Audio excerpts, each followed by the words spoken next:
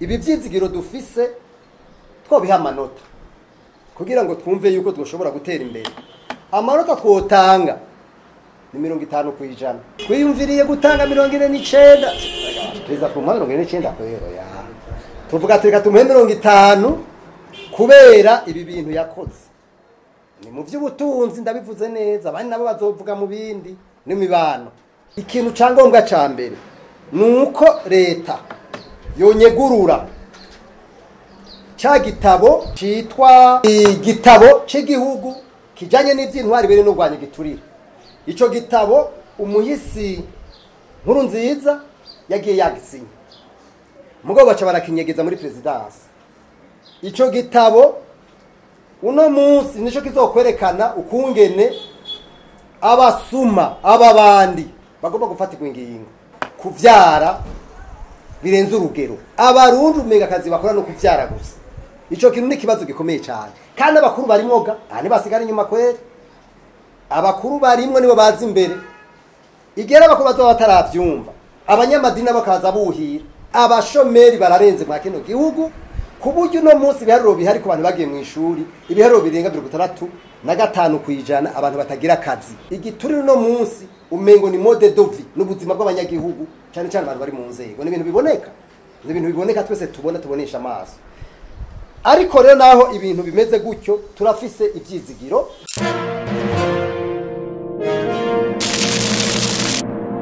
Tushaka kugira umwihwezo w'imyaka 4 umukuru w'igihugu ahari no munsi amaze ku butegetsi. Nkuko mubizi itariki 18 z'ukwezi kwa gatandatu mwaka 2020 niho yarahira hariya ku kibuga c'umupira Ingoma Igitega, aravuga yuko igihugu azogiteza imbere. Twebwe rero twaragize umwizero udasanzwe cyane cyane dufatiye ku bintu bishika kuri 4, novuga nk'icivugo yafatiye ko leta mvyeyi, leta nkozi, umunwa wose uronke icyo ufungura, umufuko wose uronka amafaranga. Yemwe nimva ko ivyo bintu ari ibintu bihambaye kweri.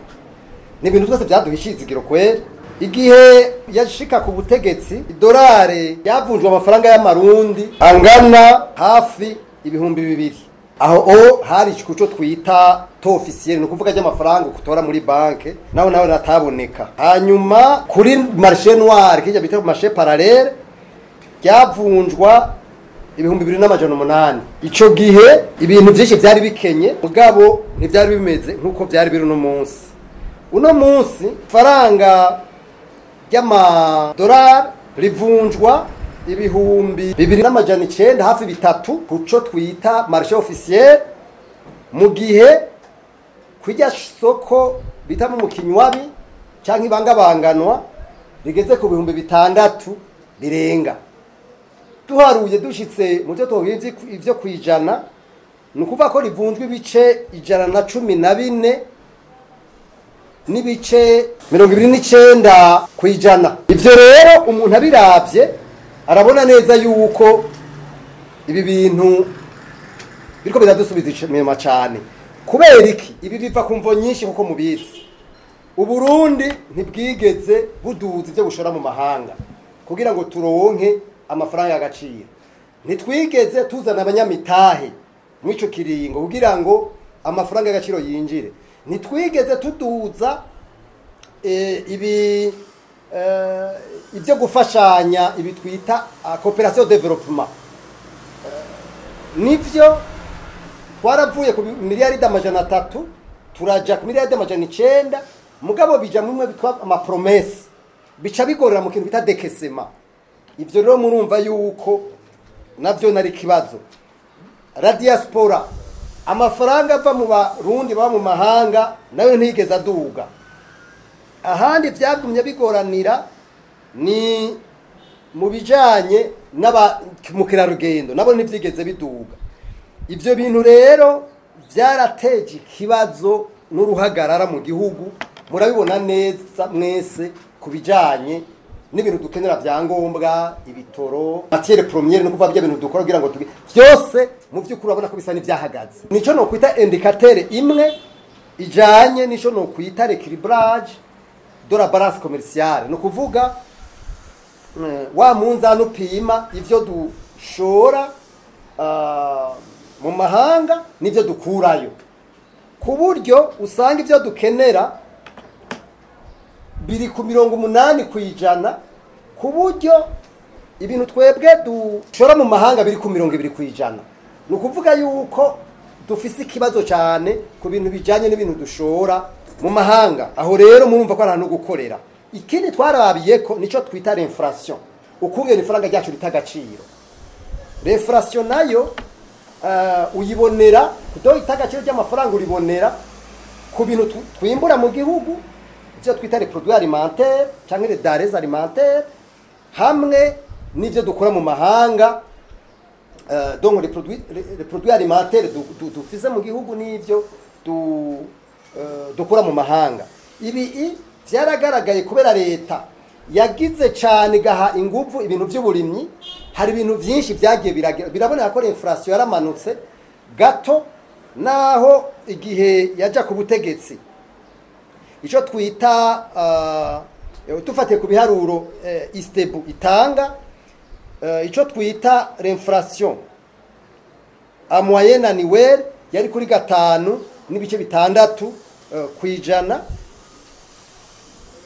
Mugabo mu mwaka w'ibihumbi 2023 yaciye ija ku bice 27.1 kwijana,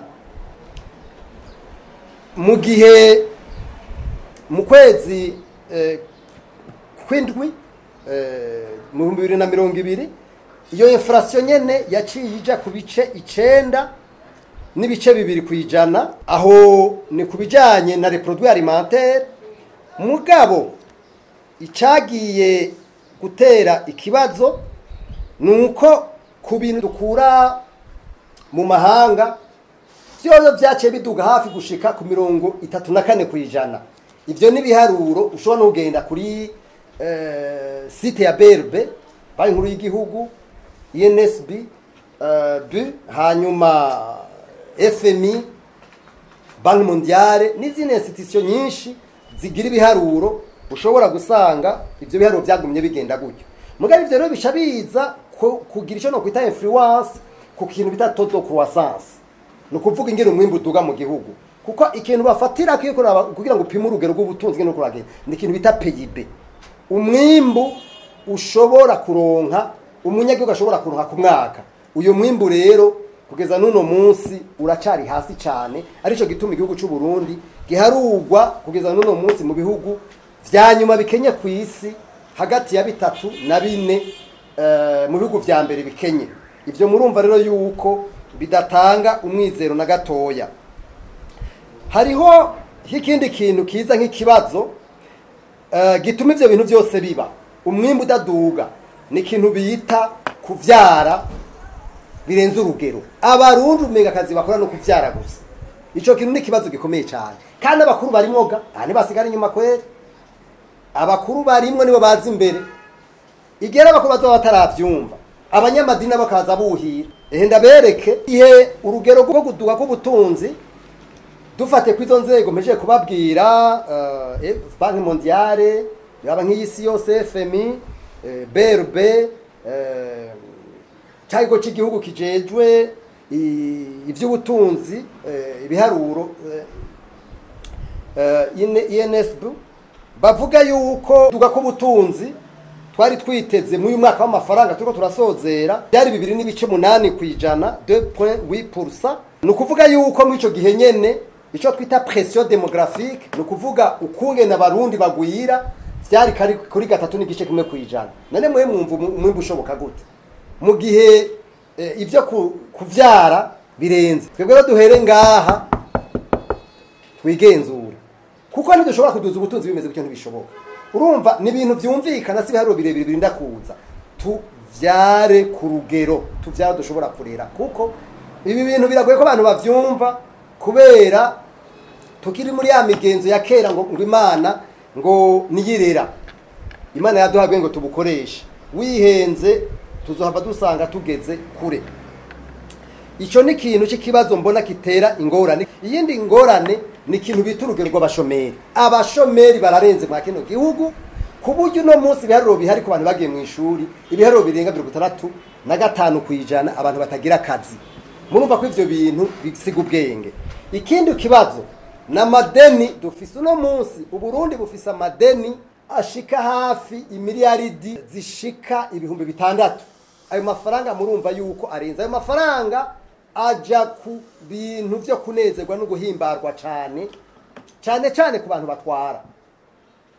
Ugiye kuraba amafaranga twitwa ko twinjiza usanga ayo mafaranga ari amafaranga make cyane ku buryo usanga ibintu bigenda muri bya bintu byo kugwiza umwimbu la croissance de l'économie usanga amafaranga ava muri obere ari hafi miliyaridi ibihumbi 2. Ugaca ugiye kuraba icyo bita les dépenses courantes uca usanga ari nkayo nyene. None mwe mwumva twoshobora kuduza ubutunzi gute? Ugaca usanga amafaranga tujana mu byo kuduza ubutunzi ari amafaranga amwe yabadufasha kugira ngo atangwe batanga amakondisiyo vy'intwari bereye Burundi butarapfa bushitseko. Hanyuma nibi vy'amadeni bimwe twita refinancement du déficit aya ni yacagenda kugiye mu vy'iterambere. Murumva ko ivyo bintu bidashoboka, ntibishoboka ko igihugu gishobora gutera imbere. Arico gituma twebwe tubona ko ibintu biguma bimanuka mu bijanye n'ubutunzi bigaca bisongwa rero n'ibintu bita igiturire cyananiranye. Igiturire no munsi umengo ni mode dovi n'ubuzima bw'abanyagihugu cyane abantu bari mu nzego. N'ibintu biboneka twese tubonesha amaso. Ariko rero naho ibintu bimeze gutyo turafise ivyizigiro. Hariho ivyo umukuru w'igihugu yaravuze yuko agiye gushiraho ico twokwita imbono yuko ugena Burundi buzoba bwifashe mu mwaka wa 2040 cyo bari igihugu cyo kiraja mu iterambere pays emergent. Mu mwaka wa 2060 kizoba ari igihugu giteye imbere. Iyo ni intuze nziza, ni slogan nziza, ni civugo ciza, ni gitabo twibaza ko twese kiduha ivyizigiro. Baca bashiraho igitabo citwa plan de développement révisé, ico naco caragiyeho. Baca bashiraho ikintu bita budget programme, hanyuma baca bashiraho na politique de digitalisation, nukuvuga gukoresha ama service ya leta ko boyashira mu buhinga bwa none. Ico naco ni ikintu ciza cyane. Igihe haja ku butegetsi twari ku mamiliyaridi 300 muri budget, ubu turi kuri hafi mu miliyaridi 900. Ivyo ni ibintu biduha icizigiro. Ibi vyizigiro dufise twobiha amanota kugira ngo twumve yuko twoshobora gutera imbere. Amanota twotanga ni 50%. Twiyumviriye gutanga 49. Peza ku 49 kwero ya. Tuvuga tureka tumuhe 50 kubera ibi bintu yakoze. Ni mu vy'ubutunzi ndabivuze neza, abandi nabo bazovuga mu bindi n'imibano.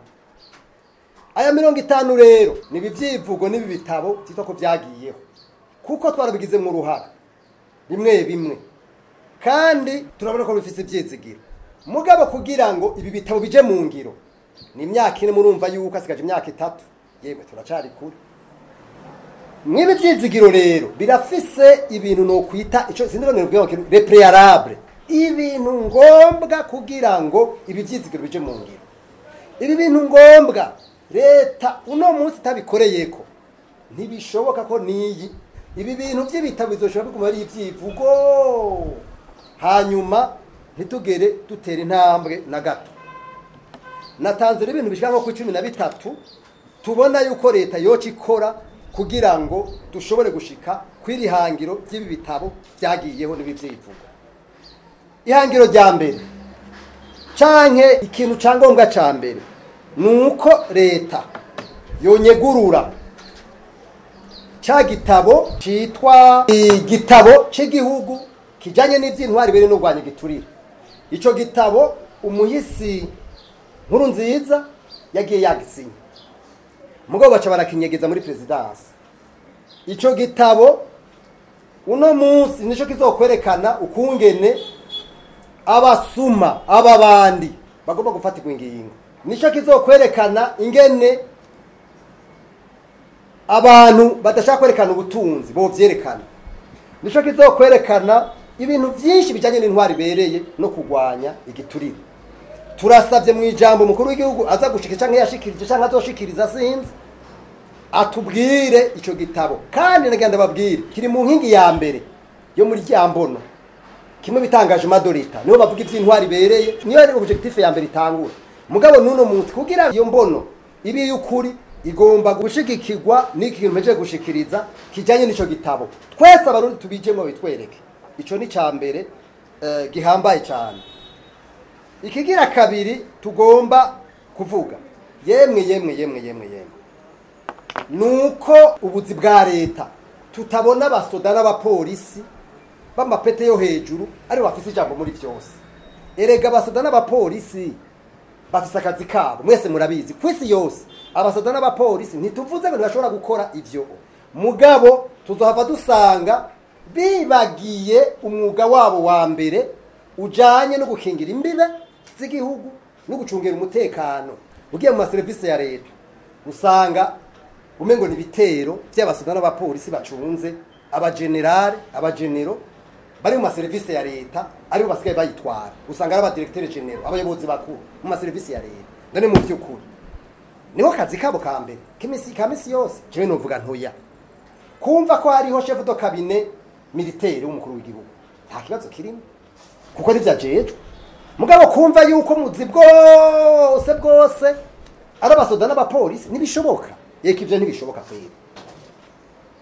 dushaka yuko amaserivisi ya leta aba demilitarize hanyuma bashiraho abahinga hanyuma bo nabo bagende gukora akazi kabo ko akazi kabo karazwi neza barafise amastati ababwira ingene ivyo bakora n'ivyo bajejwe ico ni ca kabiri mbona ko gihambaye ica gatatu il faut dépolitiser les services publics nukuvuga yuko ama services publics avemwo mu ibintu bya politique tubone neza yuko ibintu bijanye n'ibisata vya leta abantu bashizweho kubera ivyo bashoboye kubera bakoze ibibazo ndabibukije mbe murazi neza yuko twebwe igihe twasaba yuko ho bari secrétaire permanent bamwe bita aba secrétaire ntayegayezwa bajya bagomba kuba bakora ibibazo mugabo mugenda muri mu service ya leta bose batangwa n'umugambwe utwara CNDD-FDD na 90%.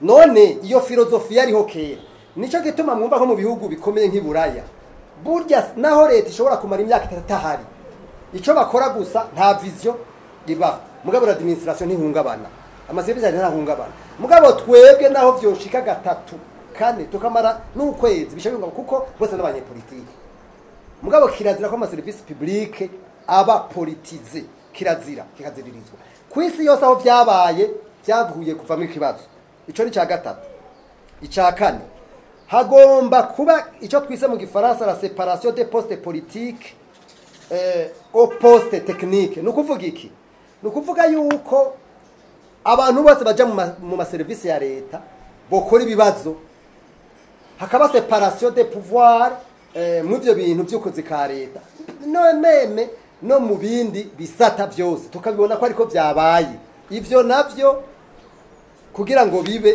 birasaba inguvu no kurengera ibintu bimwe ica gatanu kubuza ku buryo bweruye umukuru w'igihugu abuze yuko abantu bari muri leta bari mu buzi bwa leta baza kuba abadandaza uno munsi muri tukigira ikintu bita secteur privé nituyigira eka kwera none umu investisseur étranger umuntu azoshaka kuza gushora imitahe mu gihugu wibaza ko azoza gute azi neza yuko azobaje guhiganwa no mu general kanaka azi guhiganwa n'umunyamugambwe kanaka nibishoboka eka ivyo ntibikunda rero nibareke urudandazwa rukogwe n'abarufise n'abarushoboye n'abavyize erega umaze imyaka 20 urakora ikintu none basiyoni bafise amashuri angahe bavenera bafise amashuri angahe aba badiyeni gace bafise amashuri angahe mugabo genda murabe ibintu bafise genda murabe ingene bagira kandi ndabacenga mu abantu ushobora usanga umengo abo bantu aba ba Etere Petrol bafise amashuri angahe bagira genda mubaze amashuri bafise mugabo mugende murabe kubera experience y'ivyo bafise usanga bafise amamiliyoni mugabo urashaka kubahonyora ntunabamenya kubera iki nukubera bafashe umwanya wo kuvyiga kwiga sur terrain mugabo nabo n'abanyabwenge benshi baca bagira bati reka natwigire mu mugabira ngo tubikingire mugabo handi ro commerce urudandazwa ruratandukanye n'ivyo vya politike, ruratandukanye n'ivyo bindi umuntu agomba kuba secteur privé solide, umuntu wese araza akazana umutahe. Mugabo twebwe no mu Burundi biragoye kubera secteur privé ubu yafashwe n'abanyepolitike gusa. Ivyo ni kibazo gikomeye cyane. Icya gatandatu twebwe tubona ko gikwiye nuko leta y'u Burundi yokora ibishoboka byose kugira ngo izane mu maserivisi ya leta. Hamwe twavuze usanga hari abanyepolitike, abagenero, abapolisi, abasoda barondera abahinga b'abarundi na mvamakungu. Ndabaha akarorero gasanzwe. Mbega mwese murazi yuko OBR mu 2008 yatwagwa n'abarundi, murabizi neza. Mugabo bace bagira recruitment international, bagira baca barokrita umu Irlande yitwa Kirani Hormes. Mwibuke ico gihe OBR donc douane na impôt zinjiza amamiliyaridi ari munsi y'amajana 4. None no munsi genda resultat zihari none, ariko baramugwanije. Mugabo naho bamugwanije no munsi OBR nico gisata conyene mu Burundi gifise amanota meza. Murabizi nico gisata conyene gifise amanota meza. None kuza jewe n'ibintera ikibazo na gatoya kubonamwo umurusiya, kubonamwo umunyaburaya mu Bubirigi, umufaransa, kubonamwo mu Nyamerika, kubonamwo mu Shinwa, n'ibintera ikibazo kuko bo ico mupfana umuco bita contrat de performance umwevariwa kuburi buri mwaka aho ya resultat yaguhaye niko uherega hisoko ibarabara kubera ikibarabara baturiha societe y'abashino tukariha abarusiya tukariha abantu kubera kubera ivy'abashoboye. Mugabe ibintu bya kamwana wa mama, ibintu bya mpinga yanje bizogora cyane. Turasavye bazana abahinga kugira ngo, kandi bindabibwira umukuru w'igihugu narondera abahinga baza mu bisata biza gushira mu ngiro ya mbono twavuga. Yemwe cyo nyamba bahanuzi biwe batarabimubahira nukuri cyo nibaza ko bazabara kuri kutariko. Hanyuma iki cenda twebwe twifuza yuko leta umukuru w'igihugu atanguza ibiganiro by'ukuri, ibiganiro bimeze neza, kimwe twokwita dialogue franc et sincère hamwe na secteur privé nuko nahataye iki hari no munsi, hamwe n'amashirahamwe yigenga, hamwe n'aba cadre de l'etat, kugira ngo tuvugane ibibazo bihambaye mwa kino gihugu, kugira ngo dushobore gushira kimwe twita mu Gifaransa cohesion sociale. Ibi tubivuze dufatiye kuvyo Bagaza, ntavyo nabonye mugana naravyumvise. Bagaza afashe ubutegetsi yarakoze ikintu gihambaye, yaciye agira ikintu bita la conférence nationale des cadres, niho ijya migambi myinshi yahavuyiza izizasosumo zubakwa n'ibindi mugaye amasosiyete yose kubera bamukurikiye baciye baba bampema zuzuye mu mbare ndabivuge gutya batari bake. Igihugu murabona ko amasosiyete yose yashize yose ayata meshi yaratembagara ari ku mfiro, mwese murabizi ari ku mfiro. Ibi rero cyo dufasha cyane gushika kure, birihutirwa yuko tuvugana ku bibazo bihambaye nk'ibi bijanye n'abantu bafunzwe. Uno munsi murabizi neza ko abantu benshi bafunzwe bafungura ibintu byakwa kungana nivyo bagaburira abapolisi canke bagaburira abasirikare. Abantu bafunzwe aho nitwavuze yuko boga amazi, amatara ariho n'igihugu nitwabivuze, n'abakozi bakora mu maprizo. None simvuze mu maprizo bayugara, mugabo hari ibibazo usanga bituma mu vy'ukuri haba cohesion sociale. Ibi bihano byashizwe ku bantu urundi benshi bahunze, birakwiye kuvuganwa ko umukuru yagafata ingingo zigaragara ziboneka kugira ngo dushobore gushika kure. Ikindi naco nuko umukuru w'igihugu afata ingingo zijanye na bimwe twita les droits civiques et les droits socio-économiques. Izo ngingo zifatwa nazo nukureka abantu bakagira amanama, bakavuga, bagira imyerekano, niho nabone bazomenya abantu biyumvira.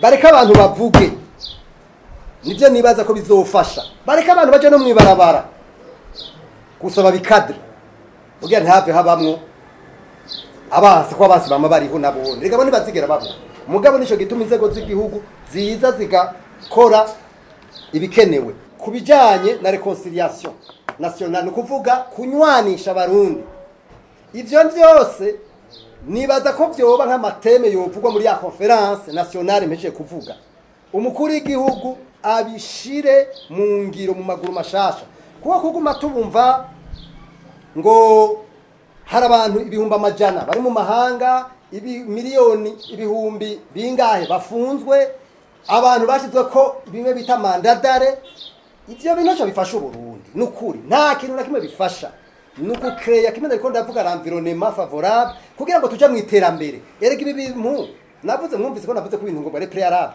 biri mu bintu bituma iyi mbono itazoja mu ngiro ndabarahiye murabizi neza bizotuma haba ingorane mugabo birashoboka ko dushobora kugenda gutera imbere ubutungane hatabaye ivyo twokwita reforme profonde bizotugora gose yuko abanyamitahe baza n'abarundi benshi n'abantu benshi bizigira igihugu ubutungane bukiri uno munsi buri bizogora gose icicumi na rimwe nuko hategurwa amatora afise ibintu bine nukuvuga ubwa mbere nuko amatora yo tegurwa yoba amatora ari ku mugaragaro transparent arimwo bose inclusive yizigiwe na bose credible kandi yemegwa na bose n'imiburi buri nka 80% bayemera ivyo bitabaye ni vya bindi vy'amabitera ingorane tukaja dusubira inyuma mu vy'ubutunzi ibi